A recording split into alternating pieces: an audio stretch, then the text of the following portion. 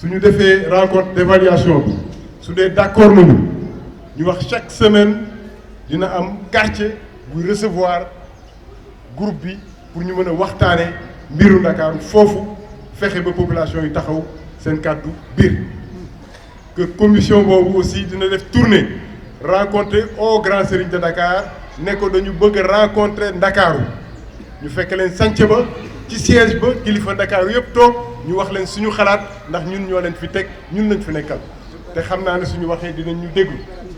donc loolu mën nañ ko def mais kilifa yi nga xamante ne ñoo ngi fi itam kilifa politique yi kilifa aada kilifa diine ñu wax ak ñoom mais suñu doom ji interpellé ñu sànq wax na dëgg mais concertation foog mu am concertation foog mu am parce que woykat bi wax nañ ko jëf boo gis nañ ko waxtaane moo ko jiitu donc nañu waxtaan ci biir kër yi nañu waxtaan ci ëtt yi nañu waxtaan ci penc yi ba d'accord ci kàddu mu óor mu wér suñu pas-pas óor ñu teg ko sur la table et je pense que suñ ko defee benn autorité duñu mën a yàpp parce que ñoo leen fal te li ñu bëgg la ñuy def incha allah Barthélémy je pense que mën nga jël kàddu gi après on revient. Permettre tout de même de vous remercier pour cette invitation. Merci à vous. Et vous féliciter pour cette initiative. may ma nag ma nuyu ñëpp ku nekk ci turam ak santam di nuyu nijaay yi papa yi yaay yi ak kilifa yi fi toog ak mbokk yi fi toog tamit ñu ngi nuyu ñëpp. may nuyu tamit au passage je vois mon oncle qui vient d'arriver le président Doudou Wade maa ngi koy nuyu tamit au passage di nuyu tamit toutes les forces politiques les forces de la société civile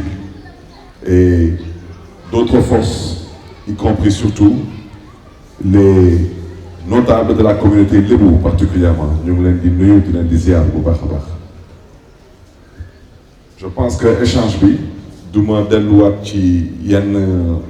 propos yu ma bëggoon évoquer parce que je pense qu'on a tous évoqué les questions des difficultés soi-disant difficulté man na ñu ko woy difficulté man du ma ko woy difficulté parce que difficulté mooy lu nit dul créer wante lu nit di créer ndax politique ak ngir politique kooku lu difficulté kooku yéen ñëpp xam ngeen lan la mais am na tamit lu ngeen xam ne ni je pense que personne ne l'a évoqué je l'ai souvent dit j'ai dit que su amoon benn entreprise bu ñu doon wooyee combattre allô ah courant ma coupé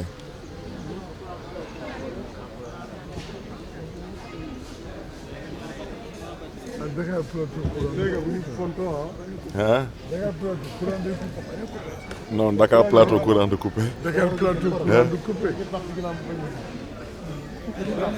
allô voilà non Dakar Plateau courant xanaa du coupé nag ah non mais bëgguma wax ci waxu Dakar Plateau parce que Alioune Ndoye c'est mon ami c'est mon grand frère mais je lui ai dit qu'en fait il aurait dû être maire d'une commune à Kolda il n'aurait pas dû être maire de Dakar Plateau mais bon Khalifa Sall vous le connaissez c'est un homme généreux voilà et je l'ai toujours dit ba may toog fi sax sànq maa ngi jox Cheikh Gueye benn audio ne ko déglu Khalifa ne ma nang ma nuyul mbokk yi parce que je le dis je le répète je sais que vous n'avez pas voté pour un homme vous aviez voté pour Khalifa Sall c'est ça la vérité gars yi nag dañuy dem ba naagu te Khalifa Sall lu mu woote woon mooy démarche inclusive et participative man awma xel ñaar sans aucun effort vous allez récupérer la commune de Dakar Plateau et le moment venu aussi ñun ñëpp dinañ ci dugal suñu loxo kon je parlais tout à l'heure des difficultés mais je voulais vous rappeler pour dire que il faudrait qu'on revienne à la raison maintenant su amoon entreprise nga xam ne ni entreprise boobu on l'appellerait par exemple le GIE du départ du PDS du pouvoir su nekkoon entreprise ku nekk am action man gëmuma gars yi dinañ ma ëppale action wante nag ab président Abdoulaye Wade gàcce ngalaama franchement parce que nag nekk président du Sénégal ñu gagné la ci élection locale nga nekk gentleman may gaañ yi jàmm may leen ñu liggéey teg ci nag loolu kenn du ma ko nettali parce que am na lu ma fekke ànd na ak Khalifa Sall président Abdoulaye Wade woo ko ne ko lan laa mën a def pour jàppale la ci sa mission ça il faut être démocrate pour le faire kii nag moom bu leen ko mere parce que ci jikko bi la xam ngeen la démocratie c'est d'abord un état d'esprit il ne connaît pas la démocratie malheureusement il n'a pas non plus appris ses leçons avec le président Wade parce que des fois vous avez un bon professeur mais malheureusement vous êtes un esprit tordu vous ne pouvez pas écouter parce que lu ñuy dund tey Sénégal li président Macky Sall jàngu ko fu mu bàyyeekoo mooy au PDS c'est de la dictature loolu la ñuy woote fii tey Sénégal c'est la raison pour laquelle man du ma guddal dama ne wax ngeen da ngeen bëgg ñu dem ci gox-goxaat yi waxtaan ak mbokk yi am na solo mooy lu tubaab di woy sensibilisation wax ngeen da ngeen bëgg ñu dem tamit chez les personnes en charge de la communauté lébou. Quand je parle du président de comment dirais-je encore du grand serigne de Dakar Ablaye Matar Diop, je parle de mon père et je suis plus qu'à l'aise de parler de mon père. Wante je vais attirer votre attention aussi. Il faut qu'on se comprenne. On parle de Dakar, on parle de notre avenir. Du ñu may kenn mu koy tong-tong wala politique di ci rax. Parce que quand on arrêtait le maire de Dakar, je suis désolé, les notables de la communauté lébou auraient dû prendre position des na. Parce que ñëpp xam nañ que jàpp bu ñu jàpp Khalifa Sall mbiru politique moo ci raxoon. Donc j'aurais souhaité que cette fois-ci aussi qu'on puisse dire à nos oncles, à nos papas qui ont à la charge de cette communauté qu'ils doivent savoir que ce sont des autorités et non des autorisés. Je pèse tous mes mots. Moi je suis né dans cette ville, j'ai grandi dans cette ville, j'habite dans cette ville. Mais une autorité, ça assume des responsabilités. Un autorisé, ça exécute des instructions. Et le grand serigne de Dakar est une autorité. Il a la responsabilité morale, premièrement, ensuite politique, parce que c'est un homme politique. Et on fait de la politique. De dire au président Macky Sall que trop c'est trop. On ne va pas tourner autour du pot. Dakar, au Dakarois, Dakar, c'est la seule ville du Sénégal qui a un statut constitutionnel. La constitution du Sénégal, Dakar, qu'est-ce que comme ville? On dit Dakar est la capitale du Sénégal. Nous que maintenant que Dakar est transformé en district. Vous savez ce que district? La capitale des États-Unis, c'est le district de Columbia. C'est la seule ville des États-Unis qui n'est pas représentée ni au Congrès américain ni au Sénat américain. Suivez mon regard. Dakar a 7 députés. Ça dérange le pouvoir de ne pas être capable de gagner démocratiquement les 7 postes. Ils ont dit qu'ils ont gagné les 7 postes de Dakar. C'est ce qu'ils ont dit. Ils ont dit qu'ils ont gagné l'élection présidentielle à Dakar. Mais où se trouve la logique? Pourquoi vous ne voulez pas organiser d'élections locales? Et pourquoi vous voulez ériger Dakar avec un statut spécial? Donc man, dama bëgg daal wax dëgg yàlla nu mu gën a gaawee ñu wax ñu kañ la fan la ak naka la ñu jàkkaarloo ak Macky Sall mu xam ne nag lu ëpp rek tuuru parce que nag dinaa leen wax ñaari baat benn bi gars yi dinañ ñëw na leen waaw mais président Macky Sall waxul waxu statut spécial moo ko wax beneen bi il va reculer pour mieux sauter. Le combat ne se limite pas au statut de Dakar. Le président Macky Sall doit aussi donner les cartes d'électeurs. Si ils ont pu faire ce qu'ils ont fait avec les élections législatives et dire qu'ils ont gagné des postes de Dakar, ils ont gagné l'élection présidentielle de Dakar, c'est parce que ils ont gagné l'année ans avec une carte d'électeur. Faites un sondage fii ngeen wax ñaata ñi fi nekk ak ñaata ñi am seen carte d'électeur ak ñaata ñi ñoo fi amul seen carte d'électeur wax ci mooy lan mooy nañ ko teg ci yoon moo tax ce collectif là am solo mais lii collectif bi pour mu mën a nekk un collectif audible la politique et l'action citoyenne ce sont des actes nit da ngay jëf gis ngeen mool yu nekk Ndar ah su ngeen jàppee ne ni mool yooyu ñoo ëpp jom ak ëpp fulla ak ëpp fayda askanu Ndakaaru waa ñu jàppee ko noonu wante ñoom ba ñu demee ba maar ils ont réglé leurs problèmes en une journée wax ji jeex ñu jox leen seen 400 licences waxu pénalité mu nul gis ngeen étudiants yi ñoom saa yi bu ñu sonnee saa yi bu ñu maree rek xam nañ yoon bi ça se règle rapidement gis ngeen gaañ yi fii nii dañuy caaxaan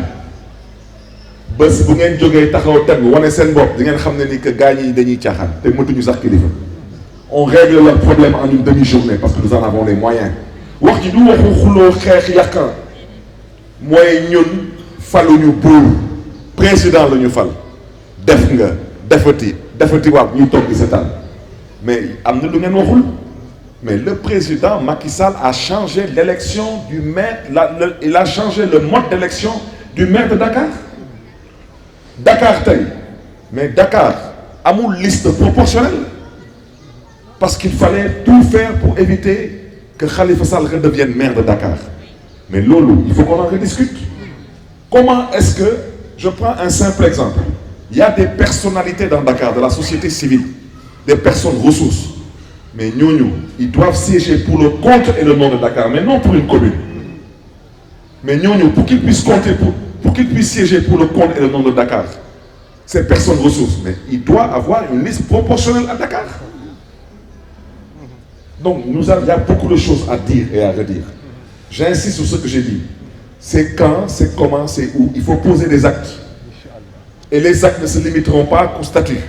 Le président Macky Sall doit libérer les cartes d'électeurs. Les gens ont payé pour leur carte d'électeur. Ils doivent obtenir leur carte d'électeur. C'est un droit constitutionnel. Juddoo ci réew dëkk ci réew bokk ci réew ñu la yow bokkoo da ngay fekkee rek looy fekkee kon nag mbokk yi je pense que le temps nous est compté mais je pense que il y a un certain jeune monsieur Ndaw que je vois là-bas maa ngi lay féliciter parce que nag dans tout combat il faut la jeunesse sans jeunesse il n'y a pas d'objectifs qui peuvent être atteints et je reviens à ce que j'ai dit ce qu'on doit faire ici à Dakar c'est une lutte cette lutte-là ce n'est pas une lutte partisane ou clanique c'est une lutte citoyenne et patriotique il est temps qu'on nous respecte il est temps qu'on soit visible il est temps qu'on soit audible parce que nag lu ëpp tuuru ñu ngi leen di gërëm di leen di sant jërë ngeen jëf. koy nuyu parce que moom mooy sama morom ñoo juddoondoo fii màgge fii jànge fii alxuraan kër bi Ousmane Diaw jànge ci école bi boo tàmbali woon nii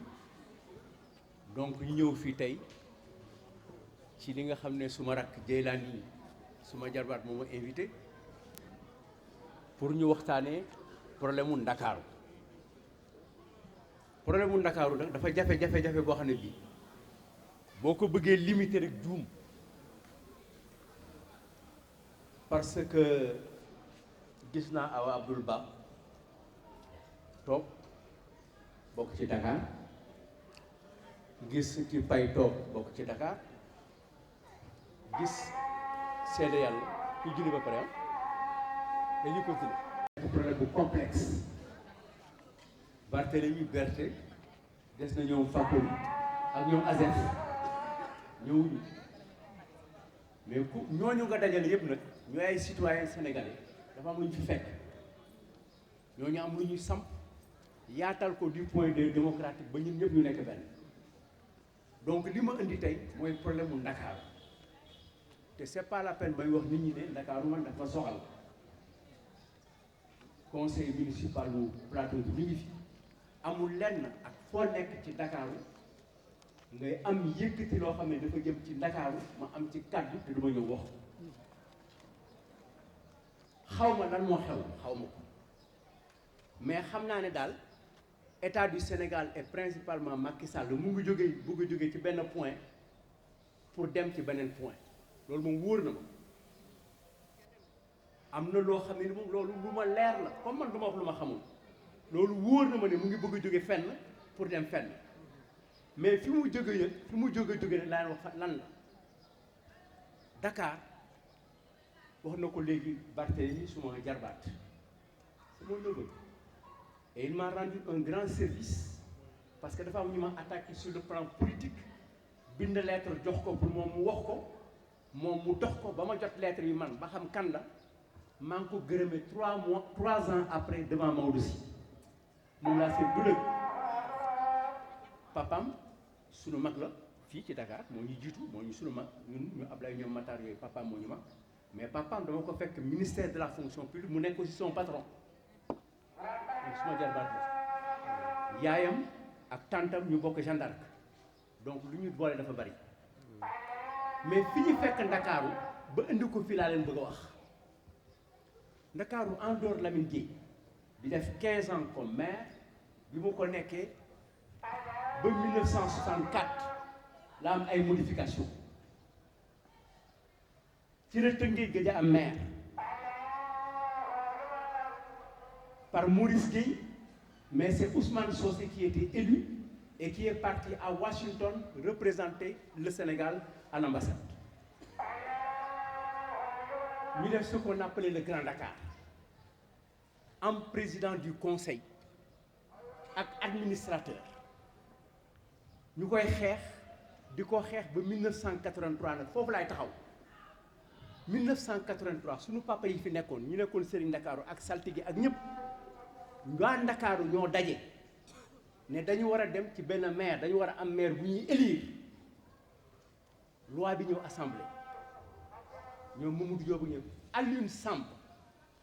était le rapporteur de la commission des lois na ngeen ko seeti ñu xeex ba Dakar amaat maire am ñu koy fal ñu jógee ci administrateur di fal sunu maire loi bi ñëw ba ñu ne léegi décentralisation mooy doxal àdduna bi yépp mooy ku nekk fa nga nekk citoyens yi ñooy fal ñooy toog ñooy jëf ñooy contrôler waaye ñu bëgg a delloo gannaaw pourquoi mënul nekk jëm ci kanam ci gannaaw la jëm wallahi ci gannaaw la jëm maire dañ koy fal kenn du ko désigner kenn du ko tànn waaw ngeen bàyyi nag ba nga xam ne maire yi ngeen doon fal sax par le conseil municipal ngeen ne dañ koy démocratiser nañu bàyyi nit ñi fal leen nga bëgg a dellu gannaaw c'est-à-dire nit ku toll tubéy la ba si yàgg sumi sa tubéy sànni taxaw jékki-jékki nga ne na nga def yaramu neen mais c'est extraordinaire personne xamul fan la ñu jëm donc man xaw ma lu ñu soxla mais bu fekkee ne affaire district ay affaire yàndoo yooyu collectivité locale politique de localité kenn du ko jëgaani ça ne s'importe pas amul kenn koo xam ne kii da ngay jëndi politique locale yaa koy defaral ci ni nga dunde ci sa organisation ci say coutume ci sa culture ci sa xeet ci ni ngeen demee mais du marchandise bu ñuy importer ko di ko exporter ngoonte mag ñi duñ ko tëggee nii maire bi amoon na jamono yoo xam amoon na ay conseils municipaux xam ne yi comme ni nga ko waxee léegi ay organisation ñoo ko daan décider mais passé nañu loolu léegi adduna bi mu ngi dox ci dañuy fal maire par conseil municipal passé nañ ko léegi population ñoo koy tànnal seen bopp ñu ne Dieylani de moom mooy nekk maire tey loolu mooy wax bi donc problème bi du problème mu PDS du problème mu Grand Serigne du problème mu Ndiambour Aminata Faye du problème mu Jaraaf problème mu ñun ñi nekk ci fii la quelles sont les raisons pour lesquelles ñu war ñu tànnal maire gis nga boo liggéey lu jafe ci Sénégal moo leen di dal dinaa leen ko wax na tey mooy ñu ne maire bi maire Dakar ñu ngi koy suuli Tamba non ndax xam ngeen maire bu ñuy suuli feneen Cheikh mu ngi ko gis mu ngi mel ne ñu ne président de la dañ koy tànn feneen léegi suñu président de ñu ne américain dañ ko suuli Amérique mais un maire dans une ville mooy épine dorsale bi maire ci dëkkam Mbaye Jacques dafa doon naa ne dara gënul neex dara gënul rëy dara gënul màgg nekk maire ci fi nga juddoo Abdou Diouf dafa dem ba Jacques mu di bëgg a nekk maire Louga Senghor a voulu être maire de Joal Ablaye Wade bëggoon na tey nekk maire Kébémer waaye ñun nag su nekk suñu maire dañuy bàyyi kenn ku dëkk Tambacounda mu tànnal ko mu jóge Linguère xam nga lan la c'est encore on nourrit ce complexe devant les Dakarois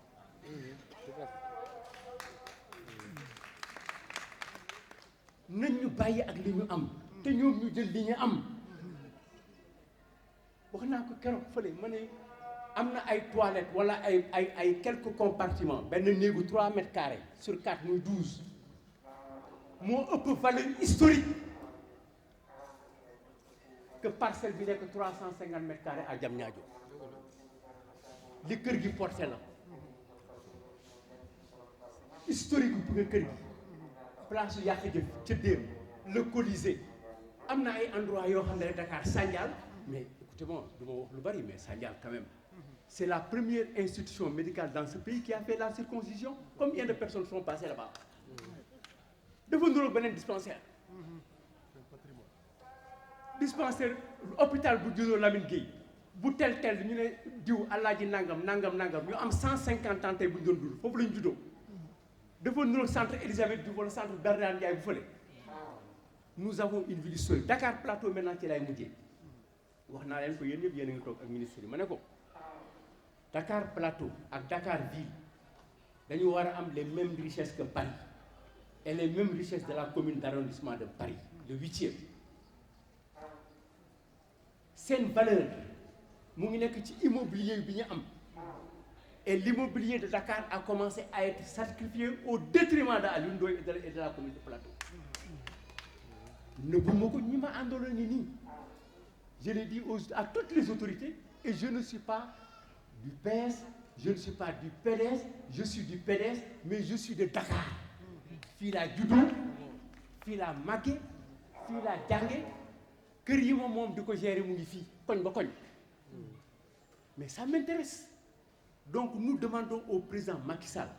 ak intention moo noo dellu gannaaw sur cette question-là. Et ça, j'en appelle à toutes les autorités et les fils de Ndakaaru. Les Sénégalais libanais, les Sénégalais capverdiens,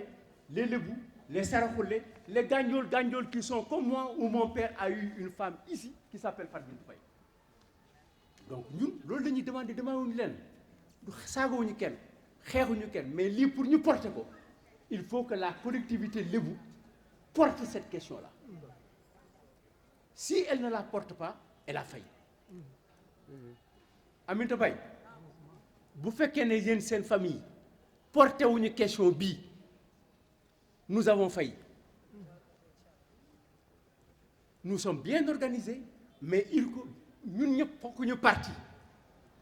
mais Ndakaaru nag sunu Ndakaaru la Cheikh maire dañ koy fal kenn du ko tànn maire kenn du ko désigner maire kenn du ko joxe par correspondance maire du dee ci dëkkam ñu suudu ko feneen. Et le mérite des gens qui ont mené ce combat-là, les Mamadou Diop, les Lamine Diack, Alioune Samb, toutes ces personnes-là, les Amadou Samba Wagne, toutes ces personnes-là qui ont mené ce combat, dès dem bàyyi ñu ko bëgg sàggane pour lan pour Macky Sall wala pour Abdoulaye Wade wala Samba Ndiaye. C'est honteux. Il nous faut nous rassembler pour l'intérêt de Dakar, pour l'intérêt de la communauté et man ci loolu laa leen di woo te ci loolu ngeen ma woo ci loolu laa leen wuyu si ngeen baal maax. tey réunion tey bii ñu ngi ko tenir ci cadre penco yi Dakar Plateau di faral di organiser Moussa Wane moo koy organiser bii mooy ñetteeli penco bi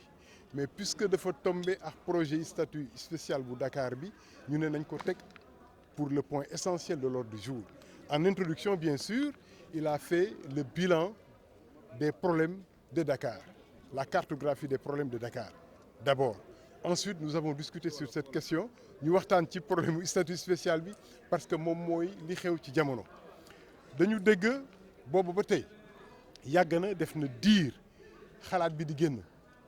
ñu ne ñii koy génn de seen xalaatu bopp la wante tey dafa am institution bu mag ci république bi bu ko posé. Bien sûr les choses ne sont pas clairement définies mais ñu considérer que ballon de sonde la ñu lancé pour xool naka la population yi di réagir ku lancé ballon de sonde nag da ngay xaar population yi def le feedback joxe seen opinion ñu ne nañ au Ndakaaru pour ñu joxe seen opinion moom la ñu def tey jii soo xoolee tey ci jataay bi oo nañ fi ay maire oo nañ fi ay parti politique yu bëri oo nañ fi ay doomi penc waa village yi ñu ngi woon teew ay membre société civile yu bëri teew nañu ñu poser débat bi mais li ñuy wax ñoom ñëpp moo di ne mbir mi duñ ko nangu tey duñ ko nangu ëllëg. ana lan la ñuy def dinañu dem seeti kilifa yi kilifa aada yi kilifa diine yi kilifa politique yi wax leen ne Ndakaaru bañ na. dinañu déglu nag ñi nga xamante ne ñoo lancé idée bi fan la ñu jëm ak moom mën na am ñu dégg rumeur bi nga xamante ne moo ne déet ñu ne lii kat askan bi nee ne bugg ko ñu teg ko ci suuf wala ñu gën ko yëkkati ne kaay lañ ñu waxtaan suñu oyee ci waxtaan boobu dinañ leen xamal ne nanguwuñ ko li ñu bëgg mooy démocratie bi jëm kanam li ñu bëgg mooy décentralisation bi jëm kanam li ñu bëgg mooy cëru askan bi ci liy doxal réew mi ñu jox ko askan bi bu mat sëkk ci république la ñu nekk te ci république la ñu bëgg a wëy di nekk démocratie bi dañu bëgg mu yokku décentralisation bi dañu bëgg mu yokku wante ki doon fal meeram jamono ba ko tubaab bi ilifee dem ba moom boppam am juróom benn fukki at ci indépendance ñu ne ko ñu bëgg a def lu yées li tubaab ba doon def naa loolu xel du ko nangu te foog naa ne nag président du ko nangu